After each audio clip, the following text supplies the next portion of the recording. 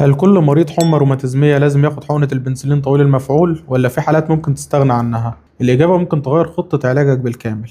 الحمى الروماتيزمية في الأساس مرض مناعي بيحصل بعد التهاب في الحلق وممكن يسبب تأثير على القلب خصوصا الصمامات. لكن هل كل المرضى محتاجين حقنة طويل المفعول؟ طبعا لا، مش كل الحالات بتبقى بنفس الشكل.